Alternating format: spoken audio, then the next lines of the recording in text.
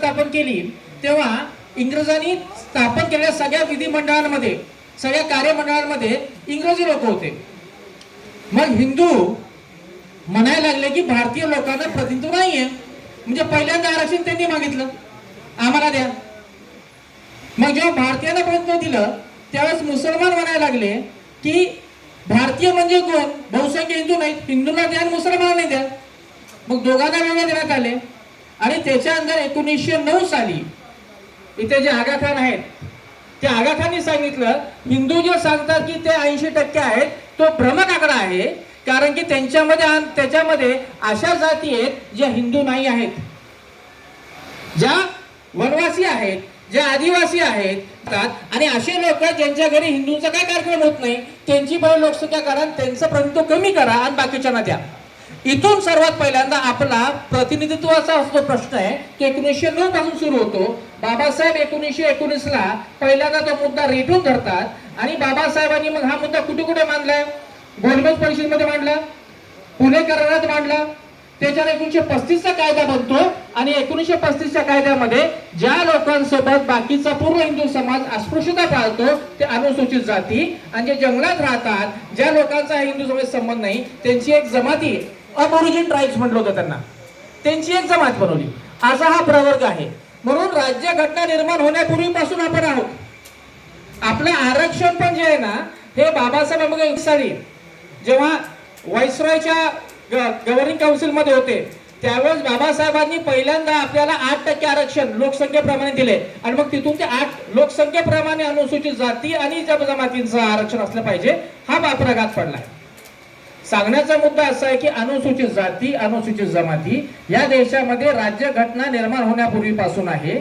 तो मिळवून घेण्यासाठीचा संघर्ष बाबासाहेबांचा मोठा आहे.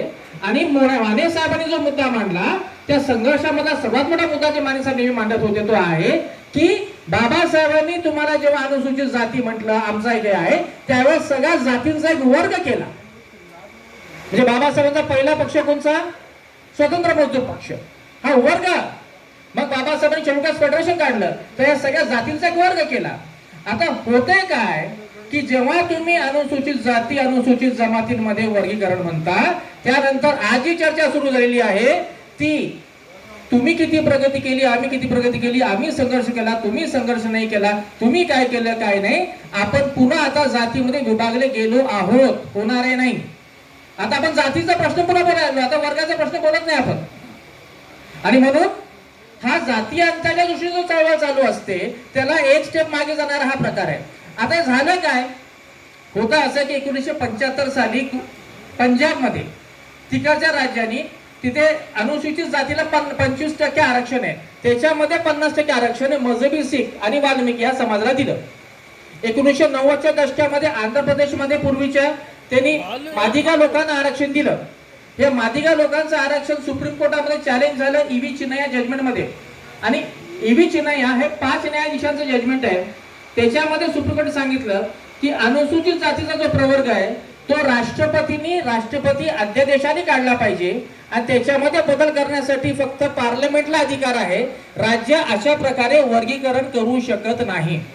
आणि म्हणून ईव्ही चिन्नयामध्ये अ ब क ड जे विभागीकरण केलंय ते चुकीचं असं सांगितलं. या निमित्ताने काय झालं की पंजाबमध्ये तिकडे कायदा बदलला, त्यांनी नवीन कायदा बनवला, तो कायदा चॅलेंज झाला आणि असं होत होत सुप्रीम कोर्टामध्ये पंजाब राज्य विरुद्ध देवेंद्र सिंग असा प्रकरण आलं. ह्याच्यामधली एक मेक लक्षात घ्या की 2004 साली जेव्हा सुप्रीम कोर्टाने सांगितलं की तुम्हाला वर्गीकरण करता येत नाही, ते एक त्या ह्याच्यामध्ये 5 न्यायाधीश होते. सुप्रीम कोर्टामध्ये देवेंद्र सिंगचा खटला आला तो 3 न्यायाधीशापुढे होता. आता 3 न्यायाधीशांनी 5 न्यायाधीशांचं म्हणणं ऐकलं पाहिजे, पण ते म्हणतात की मोठा संविधानिक प्रश्न निर्माण झाला म्हणून आपण एका मोठ्या खंडपीठाकडे पाठवू, म्हणून 5 न्यायाधीशांच्या खंडपीठाकडे पाठवला. 5 न्यायाधीश खंडपीठाने सांगितलं की आम्हाला असं वाटतं की हा ईव्ही चिन्हाचा जो निर्णय आहे तो चुकीचा होता म्हणून आपण एका मोठ्या खंडपीठाकडे पाठवू, म्हणून 7 न्यायाधीशांच्या खंडपीठाकडे पाठवला. आणि 7 न्यायाधीशामध्ये आता जो 1 ऑगस्ट निर्णय आला 6 विरुद्ध 1 असा तो निवाडा आलेला आहे. ह्याच्यामधलं राजकारण समजून घ्या. खऱ्या अर्थाने जेव्हा 3 न्यायाधीशांकडे आलं होतं तेव्हा त्यांना कोणतेही कारण न देता 5 न्यायाधीशांकडे पाठवण्याचा अधिकार नाही आहे. जेव्हा 5 न्यायाधीशांकडे आलं होतं तेव्हा त्यांना कोणतेही कारण न देता 7 न्यायाधीशांच्या खंडपीठाने हा निर्णय घ्यावा असं सांगण्याचा अधिकार नाही आहे. बरं, हे मी सांगतो का नाही? हा जो निवाडा आहे या निवाड्यामध्ये जे असंमतीचा निवाडा दिलेला आहे जस्टिस बेला त्रिवेदी यांनीच सांगितलंय की हे कायद्याला धरून नाहीये तुम्ही जे केलेले ते. बरोबर. म्हणजे मी सांगत नाहीये, न्यायालयाच्या निवाड्यामध्ये दिलेलं आहे की जे झालेलं आहे हे चुकीचं आहे. आणि मग ह्या चुकीच्या मध्ये झालेल्याचं राजकारण काय? आता निवाडा असा आहे की 6 न्यायाधीशांमध्ये पैकी सगळे लोक 6 म्हणतात की वर्गीकरण झालं पाहिजे, 3 लोक म्हणतात की क्रिमिनल लागलं पाहिजे. वर्गीकरण होण्यासाठीचं कारण जे दिलंय ते प्रमुख जे कारण आहे ते जस्टिस चंद्रचूडांचं आहे. त्यांनी असं सांगितलं की अनुसूचित जाती हा एक संघ प्रवर्ग आहे. कोणासाठी? जर का तुम्ही त्यांना बाकीच्या हिंदू लोकांसोबत जर का कम्पेअर केलं, तुलना केली तर तो एक संघ प्रवर्ग आहे. परंतु जर का त्यांच्यामध्ये तुम्ही बघितलं तर त्यांच्यामध्ये पण जाती व्यवस्था आहे, जाती आहे, अस्पृश्यता आहे. आणि त्यांच्यामध्ये अस्पृश्यता आहे म्हणून तो एक संघ नाही आहे. आणि तो एक संघ नाहीये म्हणून त्यांचं वर्गीकरण करता येईल. आता एक लक्षात घ्या, बाबासाहेब आंबेडकरांनी जे पूर्वाश्रमीचे अस्पृश्य होते त्या सर्वांना एकत्र करून अनुसूचित जातीचा प्रवर्ग केला. आता ह्या प्रवर्गामध्ये तुम्ही काय म्हणताय की हे एक दुसऱ्याशी अस्पृश्यता पाळतात. संजय सरांनी सांगितलं काय केला, गुजरातचा एक अहवाल घेतला, 150-250 गावांचा अभ्यास केला आणि एक अस्पृश्य जात दुसऱ्या जातीशी अस्पृश्यता पाळते म्हणजे अस्पृश्यांमध्ये पण छुवाछूत आहे आणि म्हणून त्यांचं आपण विभाजन केलं पाहिजे. ह्याच्यामध्ये मेघ लक्षात घ्या, जाती व्यवस्था अशी आहे की प्रत्येक जात दुसऱ्याला श्रेष्ठ आणि एखाद्याला कनिष्ठ मानते.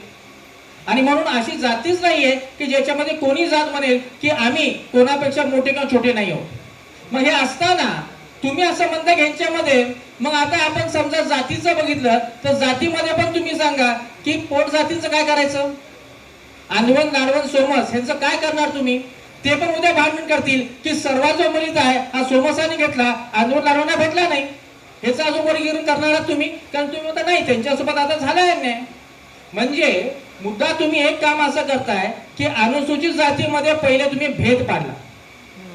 आणि तो करण्याचं कारण काय माहितीये का? बरं, तुम्ही कसं ठरवणार की कोणाचा कसा आहे? म्हणजे लक्षात घ्या, आता एक कोणते राज्य घ्या, त्या राज्यामध्ये 2 अनुसूचित जातीपैकी एक जात दुसऱ्यासोबत अस्पृश्यता पाळते. कोणती जात पाळते? जी जात गावकोसाच्या आतमध्ये राहते ती गावकोसाच्या बाहेर राहण्यासोबत अस्पृश्यता पाळते. परंतु हे गरजेचं नाही की जी जात गावकोसाच्या आत राहते त्याची आर्थिक प्रगती झाली असेल मागच्या 75 वर्षामध्ये. आणि हे पण गरजेचं नाही की जी जात गावकोसाच्या बाहेर राहते त्याची आर्थिक प्रगती झाली नसेल. उदाहरण घ्यायचं म्हणजे ह्या महाराष्ट्रामध्ये अनेक ठिकाणी अशा जाती आहेत अनुसूचित जातीच्या ज्या बौद्धांच्या किंवा आता महारांच्या किंवा बौद्धांच्या किंवा मातंगांशी अस्पृश्यता पाळतात. बरं, ह्यांचे जे वाद आहेत हे तुमचे प्रवर्ग बनण्यापूर्वीपासूनचे आहेत. ते जाती व्यवस्थेचा प्रश्न आहे. कोणाला किती वाटा भेटतो त्याच्यावरचा वाद येतो, कोण कोणत्या दिशेला राहतो त्याच्यावरचा वाद येतो. मग ह्या जर असेल तर अस्पृश्यता पाळतात म्हणून ह्यांच्यामध्ये वर्गीकरण केलं पाहिजे. परंतु वर्गीकरण करायचं कसं? तर ते असं म्हणतात की ज्या जातीचं प्रशासनामध्ये सहभाग कमी असेल त्यांचा एक वर्ग करा, आणि सहभाग जास्त असेल त्यांचा वर्ग करा. म्हणजे 16(4) मध्ये सांगितलं ॲडिक्वेट रिप्रेझेंटेशन. आता लक्षात घ्या, आरक्षण हे फक्त नोकरीपुरतं नाहीये, शिक्षणामधलं आहे, व्यवसायातलं आहे, अजून अनेक ठिकाणी अफॉर्मेटिव्ह ऍक्शनच्या स्कीम आहेत. मग हे नोकरीचं पॅरामीटर कसं लावणार? अजून एक गडबड अशी होऊ शकते की ज्या जाती अस्पृश्यता पाळतात त्यांचं नोकरीमधलं प्रमाण कमी असू शकतं आणि ज्या जाती अस्पृश्यता पाळत नाहीत किंवा ज्यांच्या जे विक्टिम आहेत म्हणून की त्यांचं नोकरीमधलं प्रमाण जास्त असू शकतं, कारण ते चळवळीमध्ये आहेत.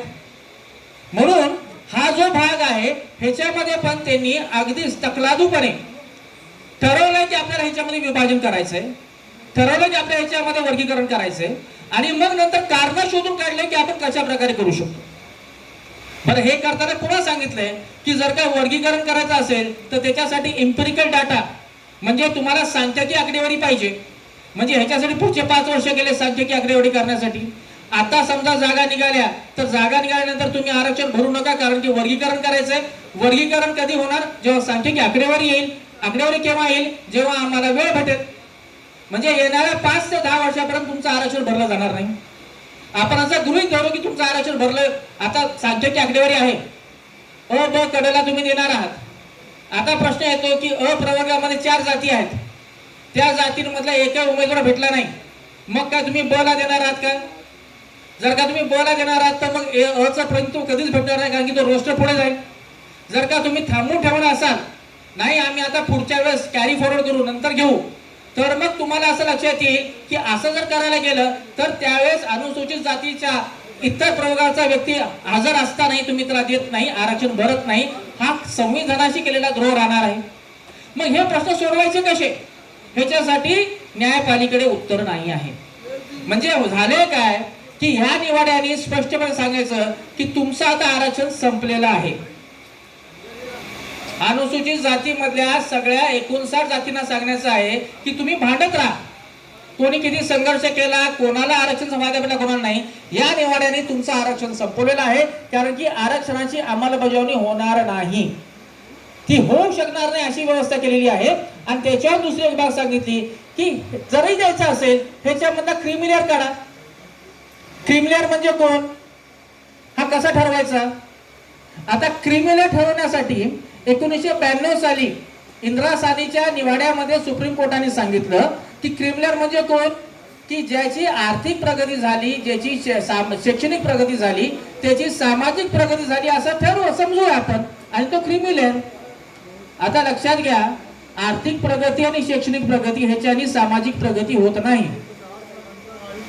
आपले उत्तर प्रदेशचे माजी मुख्यमंत्री अखिलेश यादव हे एका मंदिरात गेले आणि मंदिरातून बाहेर पडल्यानंतर त्या मंदिराला गोमूत्र टाकून साफ करण्यात आलं. आमच्या राष्ट्रपती यांची सगळी प्रगती झाली, परंतु मंदिरात गेल्यानंतर तिथे त्यांना मज्जाव करण्यात आला. बाबू जगजीवनराम पूर्ण जीवनभर सांगत होते की त्यांच्याशी कशी अस्पृश्यता पाळली जाते. आणि म्हणून सामाजिक प्रगती होते आर्थिक प्रगतीमुळे, हा समज चुकीचा आहे. ज्यांना चळवळ कळत नाही, ज्यांना जाती व्यवस्था कळत नाही, त्यांच्याकडून असा निकष येतो. आता तो निकष तुम्हाला लावण्यात येणार आहे, आणि तो कोणी सांगितलाय? भूषण गवईंनी सांगितलाय. ह्यांना कळत नाहीये का की क्रिमिलेअर लावणं किती घातक आहे? म्हणजे एक तर तुम्हाला प्रवर्गातला भेटला पाहिजे, भेटला तर तो क्रिमिलेअर नसला पाहिजे. दिसायला जे न्याय करणारं तत्सूत्र वाटतं त्याच्यामधून पूर्ण समाजासोबत अन्याय होण्याची शक्यता जास्त आहे. त्याच्यामधून पूर्ण समाजासोबत अन्याय होण्याची शक्यता जास्त आहे. आणि एक न्यायाधीश आहेत पंकज मित्तल, त्यांनी आखल्याचे ताडे तोडले.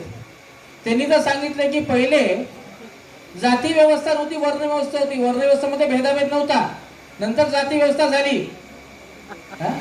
त्यांना कधीतरी आपल्या कॅडर कॅम्प मध्ये बसवलं पाहिजे, बाकी पुढचं बोलत नाही. त्यांनी एक फारच सांगितलं. म्हणजे त्यांनी काय केलं माहिती का, अनेक निवडणुकीमध्ये तुकडे घेतले चेरेपिकी, आणि सांगितलं की कशा प्रकारे हे आरक्षण जरा चुकीचं आहे. मग सांगितलं की एखाद्या परिवारामधल्या एखाद्या व्यक्तीला भेटलं, एका पिढीला भेटलं, तर पुढच्या पिढीला आरक्षण भेटू नये. म्हणजे लक्षात घ्या, तुम्ही जर का पहिल्या पिढीचे असाल आणि तुम्हाला कारकुनाची नोकरी भेटली असेल आरक्षणामधून, तर तुमच्या पुढच्या पिढीला कोणतीच नोकरी भेटणार नाही. म्हणजे ज्या लोकांनी 5000 वर्ष प्रिव्हिलेजेस सगळे त्यांच्याकडे आहेत, आमचं काय म्हटलं की एका पिढीला भेटले की तुम्हाला पुढचा भेटणार नाही. हा पूर्ण त्यांनी नवीन निकष काढला. आणि आता होते असं की ह्या निकषामुळे हा सगळा भाग न्यायालयापुढे चर्चेला जाईल. एक मुद्दा मांडतो आणि थांबतो की हे जो निवाडा आहे ना, हा आहे 7 न्यायाधीशांचा. इंदिरा साहनी आहे 9 न्यायाधीशांचा. आणि इंदिरा साहनीने स्पष्ट सांगितले की वर्गीकरण आणि क्रिमिलेअरचा निकष हा शेड्यूल कास्ट आणि शेड्यूल कास्टला लागू होत नाही. 7 न्यायाधीश म्हणतात की आम्ही लागू करू आता. आणि त्याच्यामध्ये 7 पैकी घोळ कसा आहे की 3 लोक म्हणतात करा, 3 लोक काहीच बोलत नाहीत, आणि एक व्यक्ती काहीतरी दुसरं सांगतोय. म्हणजे होणार असं आहे की उद्या पुन्हा कोणीतरी लावलं तर हे सगळं सुप्रीम कोर्टामध्ये पुन्हा जाईल. कोर्टामध्ये गेले की स्टे येईल आणि आरक्षणाची अंमलबजावणी पुढच्या अनेक काळापर्यंत होणार नाही. जे मराठा आरक्षणाचं होत आहे अनेक वर्षापासून महाराष्ट्रात तुम्ही बघताय, ते आता तुमच्या सेटल्ड कॉन्स्टिट्युशनल आरक्षणाचं होणार आहे.